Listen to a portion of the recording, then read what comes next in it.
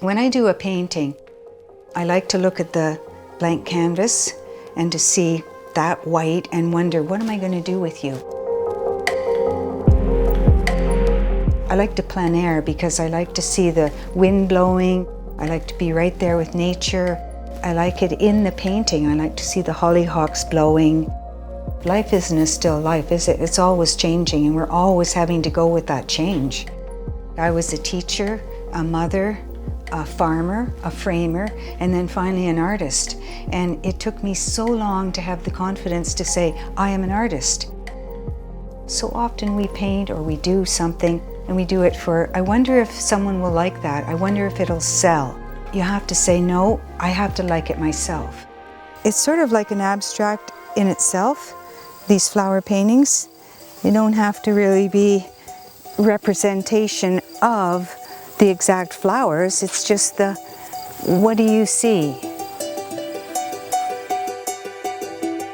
I remember my grandmother as a very private person.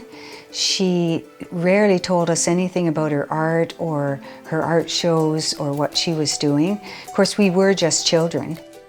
When we went to Lake Rosso, Sunnyside Island in the summertime, that was where she really started to encourage us to do things. So we worked with clay, we made faces, we worked with charcoal and did charcoal sketches. That was something that really brought us closer to her. But what she liked to do when she was there was to go in the early morning and paint behind the island around 6 o'clock in the morning and capture that morning light coming in. This one is called Early Morning Light, and when I talked about Alexandra Luke painting in the early morning, going out in her boat, and you can see she would do abstract but also landscape look, and it's early morning again. And I see a lot of that in my work, not in the flowers, but in some of my landscapes, and I marvel at that likeness that's there. Recently I've gone back to weaving, and I really was fascinated with how much I felt this weaving looked like an Alexandra Luke. And then I found another one and I thought, it has so many of the same similarities when you put them together.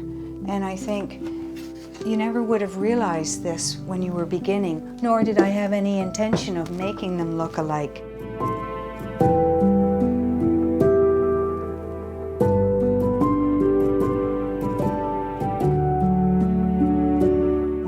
Began painting, and I painted just small flowers. I thought they were great.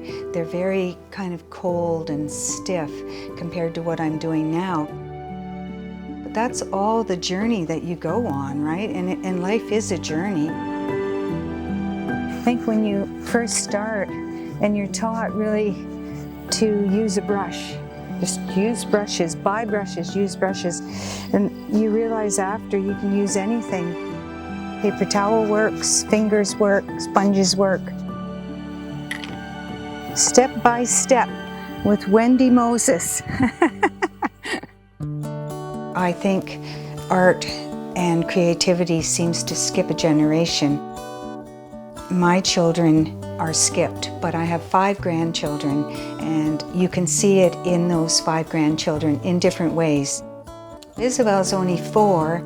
I don't really teach her anything, I just let her play with things. She wants to do splatter technique. I'll show you how to do it. You gotta get your brush a lot of water and then just tap it on your finger, like that. I'll say, how about this? And she'll say, no, I want to do this. What do you like about painting? The technique that the brushes make in the tracks, all of that. I'm excited to see where that's going to go and what will the next chapter be. And that's what life's all about, isn't it? None of you have probably ever seen this before. Time will tell. Right? Time will tell.